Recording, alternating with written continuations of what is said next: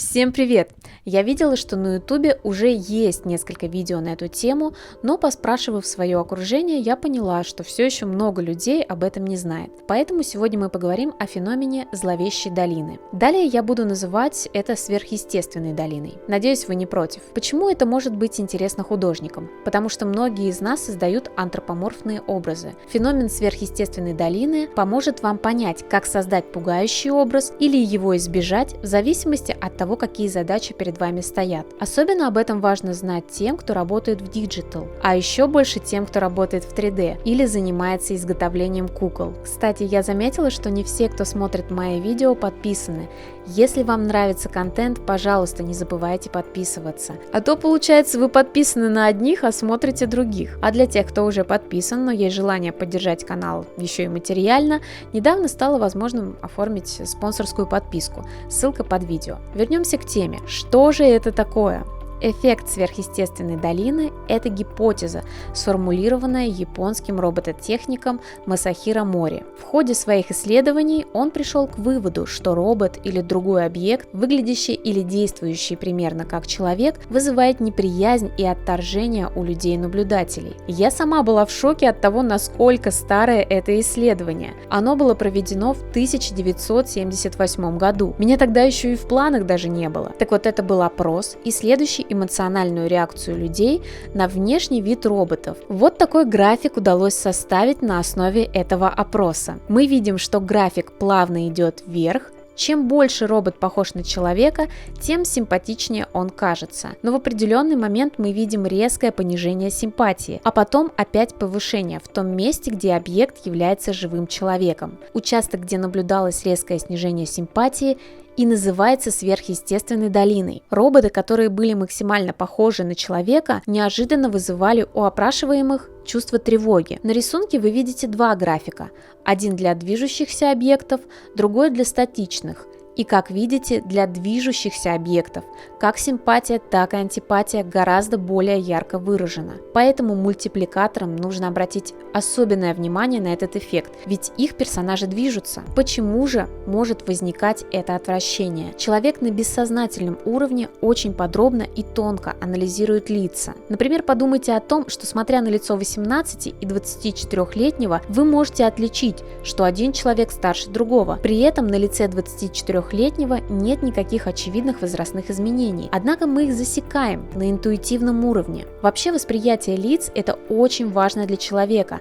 Распознавание лиц – это мощный механизм, который иногда имеет побочные эффекты. Мы узнаем лица во всем, что хотя бы приблизительно попадает под соответствующие параметры. Да что там, мы угадываем улыбающееся лицо даже в двоеточиях со скобочкой. Возможно, этот механизм нужен был первобытному человеку, чтобы распознать лицо потенциально опасного человека или животного среди листвы. Скорее всего, вы видели портреты, где на лицах изображено несколько пар глаз, и обратили внимание, как на них сложно смотреть. Вы чувствуете дискомфорт.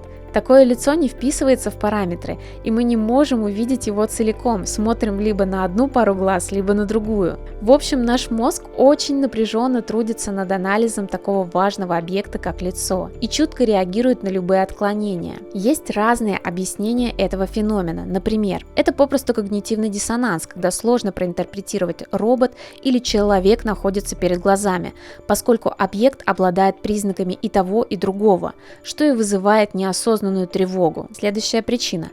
Робот, приближаясь к сверхъестественной долине, становится все более человекоподобным, перестает оцениваться как робот и начинает оцениваться как человек. И если как робот он выглядел хорошо, то как человек он выглядит ужасно, и из-за этого мы наблюдаем такой провал симпатии. Следующее. Робот не проявляет человеческих эмоций, но при этом выглядит как человек. И это может напоминать поведение психопата, который не способен к эмпатии. Как вы знаете, люди с диссоциальными расстройствами бывают очень опасны, поэтому их обычно сторонятся, ощущая эту угрозу. Следующее. Человекоподобные роботы выглядят ненормально. Мозг автоматически может проинтерпретировать это как наличие каких-то генетических аномалий, что нежелательно с точки зрения выбора партнера для продолжения потомства. Это опять-таки такое интуитивное чувство. Также в нашем подсознании есть механизм, который помогает избегать инфекций. Если мозг засекает что-то ненормальное, что потенциально может вызвать болезнь, Он включает эмоциональную реакцию отвращения, которая заставляет держаться подальше от источника заражения. И чем больше объект на нас похож внешне, тем больше вероятность, что у нас могут быть общие заболевания, тем сильнее угроза заражения, и отвращение, соответственно, тоже сильнее. Следующее. Смотря на человека подобного робота, мы ассоциируем себя с ним. Это вызывает неприятные экзистенциальные мысли о том, что мы не так уж и сильно от них отличаемся. Мы начинаем сомневаться, что у нас есть душа, сомневаться в смысле своего существования и так далее. Следующее. Поскольку грань между роботами и человеком стирается, особенно жутко выглядят разобранные роботы. Это напоминает нам о сильных повреждениях, которые могут произойти с человеком. Также есть страх перед роботами, как перед конкурентами. Люди боятся собственных двойников, поскольку боятся, что их заменят. Они станут не нужны. Их жизнь украдут роботы. Подобные эффекты в природе. Есть неточная цитата, но передающая смысл того, что сказал Чарльз Дарвин о похожем эффекте в природе. Выражение лица этой змеи было отвратительным и жестоким, и я не думаю, что когда-либо видел что-то более безобразное, за исключением, может быть, некоторых из летучих мышей-вампиров. Я полагаю, что этот отталкивающий аспект возникает из-за того, что элементы расположены относительно друг друга так, что пропорциями напоминают человеческое лицо, и таким образом мы получаем эффект отвратительности. Цитата закончена. Также я хочу упомянуть о том, что у меня вызвало чувство тревоги лицо гориллы. Я была в большом зоопарке, где животные спокойно гуляют по весьма большой площади, и если они хотят, они подходят к стеклу поглазеть на людей. Так вот, мне удалось увидеть лицо гориллы прямо перед собой, и меня удивило, насколько развита у них мимика. Они очень похожи на людей и могут выражать тончайшие чувства. Не поймите неправильно, я, конечно, знала, что обезьяны умные, но наглядный пример все-таки поразил. И это вызвало некоторые мурашки по телу. Модификации. По словам писателя Джамайса Кашио, похожий эффект может появиться, когда люди начинают изменять себя, чтобы улучшить способности человеческого тела сверх нормы. Эти улучшения могут быть направлены не только на физические, но и на ментальные параметры. Возможно, кто-то из вас помнит фильм «Газонокосильщик». По мне, это яркий пример сверхъестественной долины. Главный герой на протяжении всего фильма развивает свои способности от умственной отсталости до гениальности. И вот к концу он становится действительно пугающими. Это подчеркивает сцена в киберпространстве. Мне еще долго снился этот образ в кошмарах. Ученые-когнитивисты называют это сверхъестественной долиной разума. Соответственно, люди могут испытывать сильное отвращение, если они сталкиваются с высокоразвитой, чувствительной к эмоциям технологией. Среди возможных объяснений этого явления современные исследования рассматривают как предполагаемую утрату человеческой уникальности, так и ожидание немедленного физического вреда. Это понятно, они умнее, значит они опаснее. В связи с этим не понимаю, почему так много фильмов и теорий о высокоразвитых инопланетных цивилизациях, которые помогают человечеству. Почему некоторые люди так жаждут вступить в межпланетный контакт? Инстинкт самосохранения подсказывает, что ничего дружественного от более умных особей ждать не приходится. Пластические операции. Думаю, что неприятие внешности людей, прошедших косметологические процедуры, имеет ту же природу. И я сейчас даже не говорю о типичных промахах пластической хирургии с гипертрофированными губами и носиками-кнопочками. Я говорю о том, когда смотришь на человека и не понимаешь, что он сделал, но видишь, что что-то не так, и это немного пугает. Знаете, возможно, это какие-то уколы, выражение лица, будто человеку больно, но он не может попросить помощи. Либо вот он о чем-то сожалеет, как-то так это выглядит. Я не сильно в этом разбираюсь, надеюсь, что вы поняли, о чем я. Возможно, вы видели таких людей, которые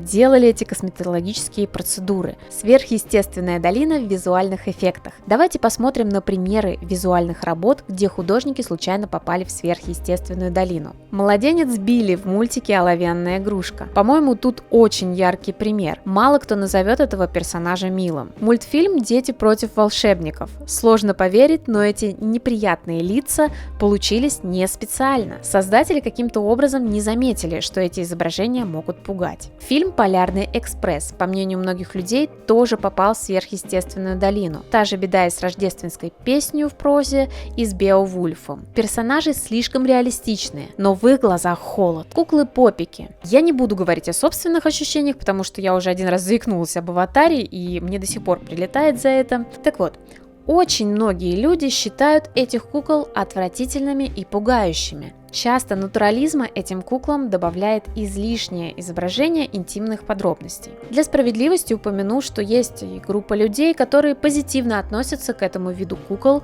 и даже готовы их покупать и украшать ими свой дом и считают их забавными. То есть это дело вкуса. В сверхъестественную долину могут упасть люди, которые чересчур увлекаются фотошопом.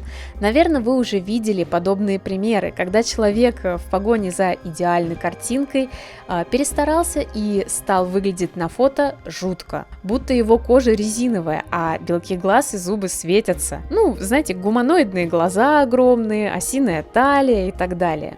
Следующий пример – это логотип телекомпании ВИД. Лицо, похожее на маску, смотрящее из темноты. Для многих это кошмар из детства. Хотя создатели явно не стремились к такому эффекту, но часто художники намеренно используют феномен сверхъестественной долины, если хотят вызвать у зрителя тревогу. Например, манекены в Silent Hill и других хоррор-играх, иногда в фильмах. А помните этот поющий манекен? Казалось бы, просто кукла, просто механическая мелодия, но пробирает до мурашек. Далее, все фильмы о злых куклах, их огромное количество, «Проклятие Аннабель», например. Часто встречается этот эффект в литературе, например, такой персонаж, как создание Франкенштейна или Голем из фольклора. А вы видели Момо? Какое-то время назад о ней было много роликов на YouTube. Она якобы звонила людям с недобрыми намерениями по видеосвязи. По-моему, это однозначно долина. Далее, как пример, можно привести фильм «Хэллоуин» и всех подобных вредителей в масках, включая клоунов. Фильм «Нечто», если вы его помните, пугает именно с помощью эффекта сверхъестественной долины. Фильм «Фантомас» — это как бы комедия, но только взгляните на лицо главного злодея. Это однозначно сверхъестественная долина. Мультик «Халиф Аист» сознательно и к месту использует тревожные образы. Также в мультике «Ух ты, говорящая рыба» главный отрицательный персонаж своими неестественными модификациями дает нам понять, что от него не стоит ждать добра. Мунг в своем «Крике» тоже использовал этот эффект. Его работа до сих пор вызывает сильные эмоции у людей. Возможно, вы знаете другие примеры, пожалуйста, напишите их в комментариях. А если вы не хотите попасть в зловещую долину, учтите, не используйте фотореалистичную текстуру человеческой кожи или звериной шерсти на утрированных мультяшных пропорциях. Не то получится реалистичный лего и тому подобное. Именно из-за сверхъестественной долины мультипликаторы стараются делать пропорции мультгероев утрированными и максимально отличающимися от человеческих. Но нельзя не упомянуть и о том, что некоторые скептически относятся к феномену сверхъестественной долины. Критики утверждают, что восприятие этого эффекта может отличаться в зависимости от культурного происхождения опрашиваемых людей и от их возраста. Например, современные молодые люди, которые с детства взаимодействуют с человекоподобными 3D-моделями в играх, относятся к ним с большей симпатией. И, в общем-то, отталкивающие изображения человека не всегда очень реалистичны. Иногда они находятся вне сверхъестественной долины и могут быть довольно абстрактными, но все равно вызывать тревогу. То есть на графике они могут находиться в самом начале. А что думаете вы по этому поводу? Добро пожаловать в комментарии. Надеюсь, вас это развлекло или вам это было полезно. Огромное спасибо всем, кто досмотрел до конца, и всем пока!